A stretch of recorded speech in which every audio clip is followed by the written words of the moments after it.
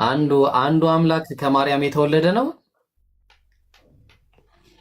እግዚአብሔር አብ፣ እግዚአብሔር ወልድ፣ እግዚአብሔር መንፈስ ቅዱስ አንድ አምላክ በሶስትነቱ በመለኮቱ ሶስት የሆነው አንድ አምላክ እሱ ነው ማለት። ማርያም የወለደችው አንዱን አምላክ ነው ወይስ የአንዱን አምላክ አንዱን አካል?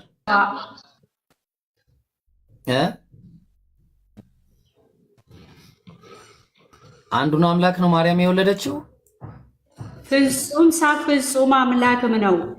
አንዱን አምላክ ሳይሆን ከአንዱ አምላክ በመንፈስ ቅዱስ ኃይል ተጸልዮላት የወለደችው ሰውንና እግዚአብሔርን የሚያስታርቅ መካከለኛ የሆነ ኢየሱስ ክርስቶስን ነው የወለደችው። ስለኛ ኃጢአትና በደል እግዚአብሔር ሰው ሕግን መጠበቅ ይችል ነበር። አዎ ማዘርዬ፣ ምን መሰለው ጥያቄ እኔ ማርያም ያልወለደችው አምላክ ሳለ ከኢየሱስ ውጪ ማርያም ያልወለደችው ሌላ አምላክ አለ ከኢየሱስ ውጪ? ያልወለደችው ነው የወለደችው? ያልወለደችው አምላክ አለ ማለት የፈለገው ከማርያም ያልተወለደ ሌላ አምላክ አለ ወይ ለማለት ነው። ከማርያም ሌላ አምላክ የተወለደ የለም። የተወለደው የናዝሬቱ ኢየሱስ አንድ ኢየሱስ ነው። ያልተወለደ ኖ ያልተወለደ አምላክ አንድ እንዴ እንደሱም አካልን እኮ ማርያም ራሱ የሁሉ ፈጣሪ ናት፣ የሁሉ መጀመሪያ ናት ማለታችን ነው። እንደሱ አይደለም ማዘርዬ፣ እንደዛ አላልኩም ማዘርዬ። ጥያቄን በደንብ አዳምጡ። ጥያቄ ምንድነው? ማርያም የወለደችው አምላክ ነው አለ። እሺ አልኩኝ። ማርያም ደግሞ ያልወለደችው ሌላ አምላክ አለ? ያልወለደችው ይኸውልህ፣ ጥያቄ ልክ አንተ አሁን ልትል የፈለግከው ማርያም የወለደችው ኢየሱስ አምላክ አይደለም ወይ አምላክ ነው ልትለኝ ነው አይደል? አላልኩም ማዘርዬ እንደዛ። እኔ የጠየቅኩት እሺ አብን ማርያም ወልደዋለች? እሺ አልወለደችው። ስለዚህ ማርያም አንድ ያልወለደችው አምላክ አለ ማለት ነው አብ። አዎ ያልወለደ ማርያም ትናንትና ነው የተወለደችው። ከሷ በፊት እኮ ሰማይና ምድር ብዙ ሰዎች ተወልደዋል እኮ ማርያም። ገባኝ ግን ገባኝ ማዘርዬ፣ ግን ምንድነው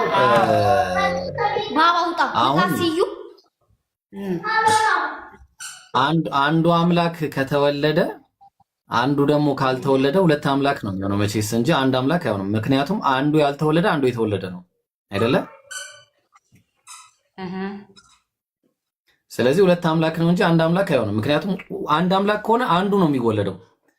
ሁለት አምላክ ከሆነ ደግሞ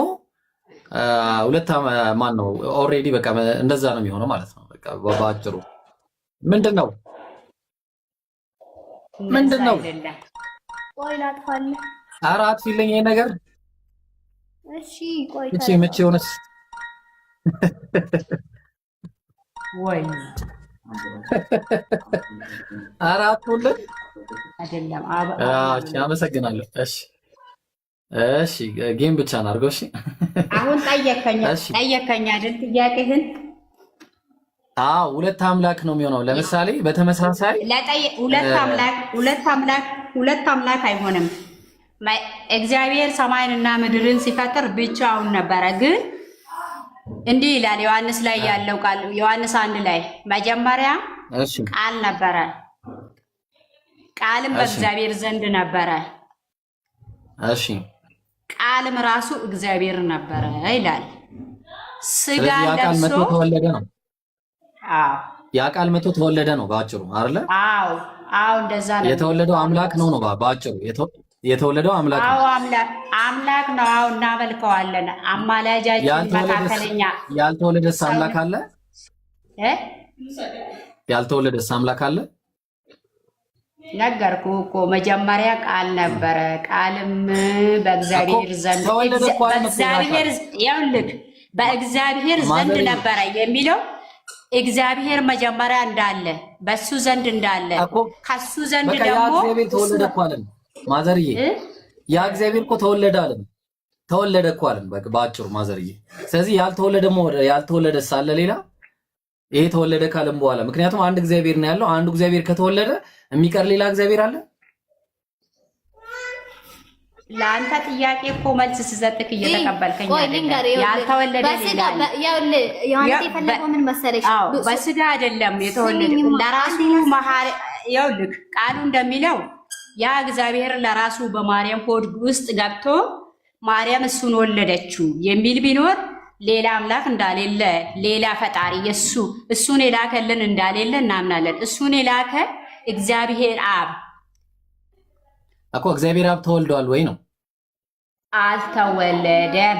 እንዲወለድ ያደረገው የላከልን የራሱን ልጅ በመንፈስ ቅዱስ ኃይል የላከልንና በማርያም ሆድ ውስጥ አምላክ ሆኖ እንዲፈጠር ያደረገው እሱ ነው። በስራ ይለያያሉ ግን አንድ ናቸው። ስለዚህ በአጭሩ አንድ የተወለደ እግዚአብሔር አለ፣ አንድ ያልተወለደ እግዚአብሔር አለ። አይደለም አይደለም። ምን ማለት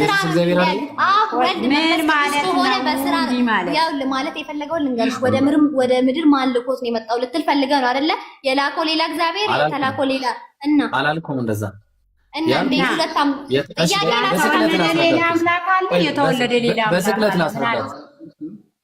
በስቅለት ላስረዳችሁ። ለእናንተ ኃጢአት ሲል የተሰቀለው ማን ነው?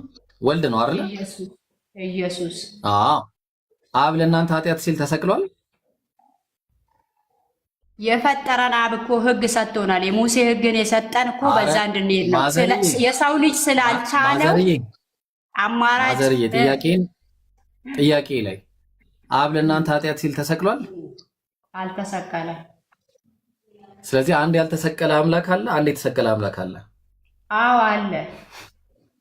ሁለት አምላክ ማለት ነው።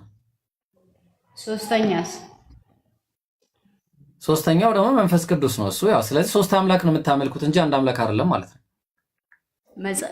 አብ ወልድ መንፈስ ቅዱስ አንድ አምላክ እኮ። አንዱ የተሰቀለ አለ፣ አንዱ ያልተሰቀለ፣ አንዱ የተወለደ አለ፣ አንዱ ያልተወለደ፣ ሶስት አምላክ። አይ ሶስት አምላክ ነው የሚሆነው ማዘርዬ፣ ሶስት አምላክ ነው። እሺ እንደዛ ከሆነ አንዱ አምላክ ነው የተሰቀለው። ስለኔ ኃጢአት የተሰቀለ የእግዚአብሔር ልጅ እንጂ እግዚአብሔር አልተሰቀለም። የአንዱ የእግዚአብሔር ልጅ ነው የተሰቀለልኝ። ስለዚህ የእግዚአብሔር ልጅ ተሰቀለ እንጂ አንዱ እግዚአብሔር አልተሰቀለም ነው። እንደዛ ነው እያሉኝ ያሉት። እግዚአብሔርማ አይሰቀልም። ማንም ፊቱን አይቶ ስለማይተርፍ ቢገኝማ እሱንም ይሰቅሉት ነበረ። ስላልተገኘ እሱን ስላላዩ አብን ያየ አብን ያየ አንድም ሰው የለም ይላል። ግን ከሱ እቅፍ የመጣ አንድ ልጁ ተረከው ነው የሚለው። ሙሴ ራሱ ፊቱን ሊያይ አልቻለም፣ ጀርባውን ነው ያየው ነው የሚለው መጽሐፍ ቅዱስ። ስለዚህ ያንን አብ ማንም ሊሰቅለው ስለማይችል አብ አልተሰቀለም። ስለዚህ አንደኛው የተሰቀለ አምላክ ነው፣ አንደኛው ደግሞ ያልተሰቀለ አምላክ ነው ማለት ነው አይደለ? አለያይተን ልናየው አንችልም። እግዚአብሔር ራሱ ራሱ ነው። አንደኛውን አልተሰቀለም አላሉኝም ማዘርዬ? በስራ ነው የሚለያዩት፣ በአካል አንድ ናቸው። መጀመሪያ ቃል ነበረ። ሰማይ ሲፈጠር ምድር ሲፈጠር በቃል ነው የፈጠረው። የሰው ልጅን ግን በእጁ ነው ያበጀው ይላል መጽሐፍ ቅዱስ። እሺ ማዘርዬ በቃ ጥሩ። ኢየሱስ አምላክ ለመሆኑ እስቲ ማስረጃ ይኖራል ባይብል ላይ? አንድ ጥቅስ። እኔ ግን ሰው መሆኑን ባይብል ላይ መረጃ አለኝ። እሱ አምላክ መሆኑ እሱ አምላክ ባይሆን እኮ ሞትን ድል አድርጎ ባልተነሳ አምላክ መሆኑን ጸጋን ተሞልቶ በእኛ አደረ ይላል። ይኸው ነገርኩ እኮ እግዚአብሔር እሱ አምላክ መሆኑን መጀመሪያ ቃል ነበረ። እስቲ አንብቡልኝ ማለት ቃልም በእግዚአብሔር ዘንድ ነበረ፣ ቃል ራሱ እግዚአብሔር ነበረ። እውነትና ጸጋን ተሞልቶ በእኛ ውስጥ አደረ ነው በልጁ። እሺ ይሄን አንብቡልኝ አንዴ ማዘርዬ፣ እቺን አንብቡልኝ። ኤፌሶን ምዕራፍ 1 ቁጥር 3 ላይ እስቲ አንብቧት እቺ። ኤፌሶን ምዕራፍ 1 ቁጥር 3 በክርስቶስ በሰማያዊ ስፍራ በመንፈሳዊ ሁሉ በረከት የባረከን የጌታችን የኢየሱስ ክርስቶስ አምላክና አባት ይባረካል። የማን አምላክ? አባትና አምላክ ለሱ አባትም ነው አምላክም ነው። ሰው በማርያም በኩል ከሰው ስለተወለደ በጣም ጥሩ። ስለዚህ አምላክ አለው ኢየሱስ፣ አምላክ አለው ማለት ነው ኢየሱስ። አዎ ለሱ ጥሩ። ስለዚህ እርሶም ያመልኩት የኢየሱስን አምላክ ነው እርሶም ያመልኩት የኢየሱስን አምላክ ነው ወይስ ኢየሱስን ነው ማዘርዬ? ሁለቱንም አመልከዋለሁ። አንድ ነው እሱ። እሺ ኢየሱስ በሰውነቱ ፍጡር ነው ወይስ ፈጣሪ ነው? በሰውነቱ ሰው በመሆኑ ሰው ፍጡር ነው፣ ግን በመንፈስ ስለተፈጠረ ደግሞ ፈጣሪም ነው። ቆይ አንዴ እሱ ላይ እንመጣለን፣ ችግር የለውም ማዘርዬ። ሉቃስ ወንጌል ምዕራፍ 1 ቁጥር 30 ላይ መልአኩም እንዲህ አላት፣ ማርያም ሆይ በእግዚአብሔር ፊት ጸጋን አግኝተሻልና አትፍሪ፣ እነሆም ትጸንሻለሽ፣ ወንድ ልጅም ትወልጃለሽ አለ። ይህን ወንድ ልጅ ያመልኩታል ማዘር? ይሄ ወንድ ልጅ ይመለካል? አዎ፣ እነሆም ትጸንሻለሽ፣ ወንድ ልጅም ትወልጃለሽ፣ ስሙንም ኢየሱስ ትይዋለሽ አለ። ይሄ ወንድ ልጅ ይመለካል? ቀጥሎስ ምን አለው? ቅንጽል ሀሳብ ወስደህ አይደለም።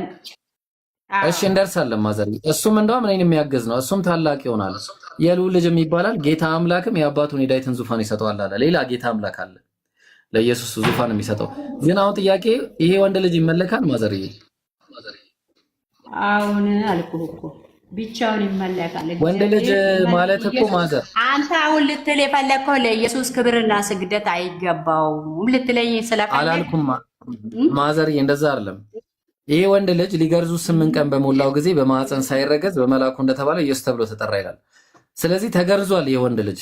ያ የተገረዘው አካሉ ይመለካል ማዘርዬ? ይቅርታ ጋር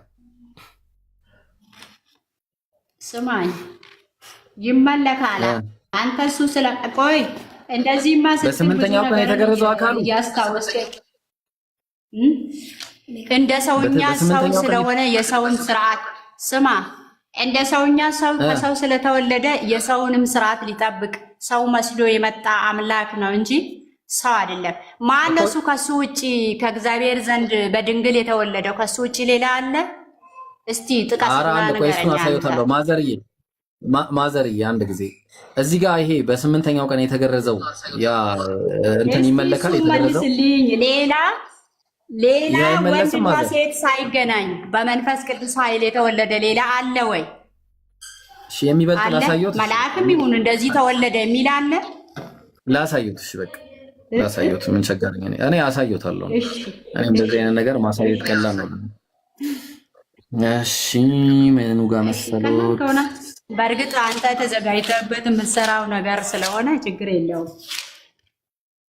አዎ አይ ግዴታ ነው። ሁሉ ጊዜ ዝግጁ መሆን አለበት ለፈጣሪ። ያው ተመልከቱ ማዘር፣ ኦርቶዶክስ ቤተክርስቲያን ተከታይ ነው አይደለ? የኦርቶዶክስ ናቸው አይደለሁም? እሺ በቃ ከኦርቶዶክስ ካልሆነ እሺ በቃ ያው ከፕሮቴስታንት ላሳያችሁ። ኦሪት ዘፍጥረት ምዕራፍ 30 ቁጥር ከ37 ይጀምራል። ያዕቆብም ልብ ለውዝ ኤርሞን ከሚባሉ እንጨቶች እርጥብ በትርን ወስዶ በበትሮቹ ውስጥ ያለውን ነጭ እንዲታይ ነጭ ሽምልምሌ አድርጎ ሰጣቸው። ማን ነው ላጣቸው አለ። ነጭ ሽምልምሌ እንጨቶች ናቸው። እሺ የላጣቸውን በትሮች አለ፣ በደንብ አዳምጡ። የላጣቸውን በትሮች በጎቹ ውሃ ሊጠጡ በመጡ ጊዜ በውሃ ማጠጫ ገንዳ ውስጥ በበጎቹ ፊት አኖራቸው አለ። በጎቹ ውሃ ሊጠጡ በመጡ ጊዜ ይጎመዡ ነበር። መጎምጀት ማለት ነው። በጎቹም በትሮቹን አይተው ከመጎምጀታቸው የተነሳ ምን አረጉ ይላል? እንደዛ አይነት በጎች ወለዱ ይላል። እሱን አድርግ ብሎ ያዘዘው ማን ነበር? በቃ አሁን ይሄ የአምላክ ተአምር ነው። ለዛ ነው ኢየሱስንም ስታዩ ማዘርዬ የኢየሱስም ከዚህ የተለየ አይደለም። ሉቃስ ወንጌል ምዕራፍ 1 ላይ መልአኩም እንዲህ አላት፣ ማርያም ሆይ በእግዚአብሔር ፊት ጸጋን አግኝተሻልና አትፍሪ አላት። እነሆም ትጸንሻለሽ አላት፣ ወንድ ልጅም ትወልጃለሽ፣ ስሙንም ኢየሱስ ትይዋለሽ። እሱም ታላቅ ይሆናል፣ የልዑል ልጅም ይባላል። ጌታ አምላክም የአባቱን የዳዊትን ዙፋን ይሰጠዋል አለ። የዚያን ጊዜ በያዕቆብ ቤት ላይም ለዘላለም ይነግሳል፣ ለመንግስቱ መጨረሻ የለውም አላት። ማርያምም መልአኩን ወንድ ስለማላውቅ እንዴት ልጅ ይኖረኛል አለችው። የዚያን ጊዜ ልብ አድርጉ፣ ቆይ አንዴ ልጨርስ። መልሱን እንዴት እንደመለሰ መልአኩን መልሶ እንዲህ አላት፣ መንፈስ ቅዱስ በአንቺ ላይ ይመጣል፣ የልዑልም ኃይል ይጸልልሻል። ስለዚህ ከአንቺ ደግሞ የሚወለደው ቅዱስ የእግዚአብሔር ልጅ ይባላል አላት። የዛን ጊዜ ምሳሌውን ይህንን ምሳሌ እንዴት እንዳስረዳት ይሁን። እነሆም ዘመድሽ ኤልሳቤጥ እርሷ ደግሞ በእርጅናዋ ወንድ ልጅን ጸንሳለች። መካን ነበረች። ለእሷ መካን ትባል ለነበረችው ይህ 6 ወር ነው አለ። ስለዚህ መካን ለነበረች ሴት አምላክ ልጅ መስጠትን ከቻለ ታዲያ ለእግዚአብሔር የሚሳነው ምን ነገር አለ አላት። ምንም የለም ለእግዚአብሔር የሚሳነው። ስለዚህ እንደ ቃል ይሆንልኝ አለች ማለት ነው። ስለዚህ በአጭሩ ምንድነው እግዚአብሔር የሚሳነው የለም ነው። እግዚአብሔር ያለ ወንድ ከሴት ማስገኘት ይችላል ነው በአጭሩ በቃ። እሺ ስለዚህ ይችላል ደግሞ በቃ ልክ ሽምልምሌዎቹ እንደተገኙት ለኤልሳቤጥም ልጅ እንደሰጣት ኢየሱስንም ያለ ወንድ ከሴት ብቻ ሰጥቷታል። ልክ እንደማ እንደ ሔዋን አሁን ያለ ወንድ ንክኪ ያለ ሴት ንክኪ ከወንድ ብቻ ነው የተፈጠረችው። ተግባባን? ስለዚህ አሁን ምን እናደርጋለን መሰረት ማዘርዬ? ሔዋን ከወንድ ብቻ እና ሴት ነበረች እንደ ሔዋን ስትፈጠር አይደለም ናት። ግን እግዚአብሔር ለራሱ እንደሰራት እሷን ኢየሱስን እንዲሁ እንደበጎቹ ነው እንጂ የፈለገው ይሁንና በእግዚአብሔር ታምርም ቢወለድ እኮ የእግዚአብሔር ልጅ ይባላል የሚለውን ተናግሯል መልአኩ። ይሄንን አንብበዋል አይደል? የእግዚአብሔር ልጅ ማለት ግን እግዚአብሔር ማለት አይደለም ማዘር። አሁን የጠየቅኩት በጣም ቀላል ጥያቄ ነው። ያ ወንድ ልጅ የእግዚአብሔር ልጅ ይባላል ካለ እሱን እንዴት እንክደዋለን ታዲያ? በተአምርም ይበል በምንም ይበል ግን የእግዚአብሔር ልጅ ይባላል ካለ የእግዚአብሔር ልጅ ነው። ምን መሰሉት ማዘር፣ የእግዚአብሔር ልጅ እሱ ብቻ አይደለም የተባለው። እሺ እና በጣም ብዙ የእግዚአብሔር ልጆች አሉ። ይሄን ያውቃሉ? ላሳየሁት። እኔ በራሱ የእግዚአብሔር ልጅ ነኝ፣ እሱን አውቃለሁ። በቃ ስለዚህ ኢየሱስም ተመሳሳይ ነው። ምንም አዲስ ነገር የለውም። ሁሉም ሞቶ የቀረ ነው እንጂ ሞቶ የተነሳ አይደለም። እግዚአብሔር አስነስቶት ነው። ኢየሱስን እግዚአብሔር አስነሳው ነው መጽሐፉ። ልክ ነው፣ አስነሳው። ስለዚህ ኢየሱስ ሳይሆን ግማሹን እያመንክ ግማሹን እየካድክ እያስካድከኝ እኮ ነው አሁን አንተ ያለኸው። እግዚአብሔር ሲያስነሳው መጽሐፉ ነው የሚያስክዶት እኮ ማዘርዬ። አሁን እኮ ፍጡር እንዴት ይመለካል? እግዚአብሔር አስነሳው ካመንን ሁሉንም ነው እንጂ እግዚአብሔር አስነሳው። ልክ ነው፣ እግዚአብሔር ባስነሳው ይላል ሐዋርያ ጳውሎስ ብዙ ቦታ ሲናገር። ግን ማለት ነው ያስነሳው ምን እንዲሰራ ነበር? ምን እንዲያረግ ነበር ነው የሚለው። እሱ ሌላ ታሪክ ነው። ቆይ ማዘር፣ ቆይ አሁን ሌላ ርዕስ አይቀይሩብኝ። አሁን ጥያቄ ይሄ ወንድ ልጅ ይመለካል ወይ ነው? ወንድ ልጅ በስምንተኛ አመልከዋለሁ፣ ለዘላለም አመልከዋለሁ። ዙፋኑ ለዘላለም የማይለወጠውን ጌታ ነው። ዛሬም እየሰራ ነው ያለው። አንተ የተገረዘ ይመለካል ማዘር፣ ስማ፣ ይመለካል። ይመለካል። የተገረዘ ሁሉ አይደለም እሱ ከሁሉም የተለየ ሁሉንም የፈጠረ እኮ እሱ እንጂ እሱ የተገረዘው ይመለካል ማዘር። ስራቱ እኔ እንደዚህ አይነቱን ክርክር አልፈልግም። ይሄ ጌታ ልታስክድ የምትሄድበት መንገድ ነው እንጂ እኔ ደግሞ የእናንተን ቁርአን እንዳንተ አንብቤ በእጄ ላይ ቢኖር ከዚህ የበለጠ ልነግርህ እችል ነበረ።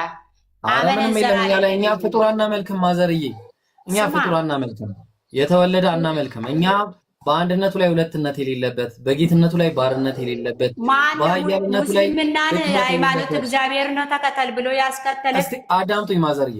በኃያልነቱ ላይ ድክመት የሌለበት፣ በሕያውነቱ ላይ ሞት የሌለበት፣ በአስተናባሪነቱ ላይ ድክመት የሌለበት፣ በጌትነቱ ላይ ባርነት የሌለበት፣ በአድራጊነቱ ላይ ተደራጊነት የሌለበት፣ በኃያልነቱ ላይ ድክመት የሌለበት፣ አልችልም ባይነት የሌለበት አንድ አምላክ የሰማይና የምድር ተግባባን፣ የማይሞት የማይበሰብስ ተግባባን። እኛ እንደዚህ ነው። እኛ የማይሞት የማይበሰብሰውን ሞት ያልቻለውን ያድሬት እኔ ሞት የማይችለው ሞት ያልቻለው ሞት ይበላል። የእርሱ አምላክ መቃብሩን እያመለኩ ያለውት ይበላላ። ችግሩ እሱ ነው። ከበላ ደግሞ ወደ አፍ የሚገባ ሁሉ ወደ አልፎ ወደ ዳሪ እንዲጣላ ትመለከቱም እና እግዚአብሔር ነው ሽንት ቤት ሄደው ችግር የለም አልኩህ እኮ። እንደዚህ አይነት እኔ መልስ ልሰጥ። ስማ እንዴ ችግር አለ እንጂ በጣም ችግር አለ። የማይሆን ነገር ውስጥ አትግቢ። ባትፈምሺ ብቀሪ ምንድን ነው ከፍምስና ጋር ምን አገናኘው? በቃ እንደዚህ አይነት ክርክር ታውቂ። እሺ ታይው፣ አንቺ ካልፈለግሽ ታይው። በቃ እሺማ የማይሆን ነገር ውስጥ ገብተሽ አይምሮሽን አታፍርሺ። ምንድን ነው አይምሮ የሚፈርሰው? ላሊ እስኪ ቆይ አንዴ ሰው ተከራከራ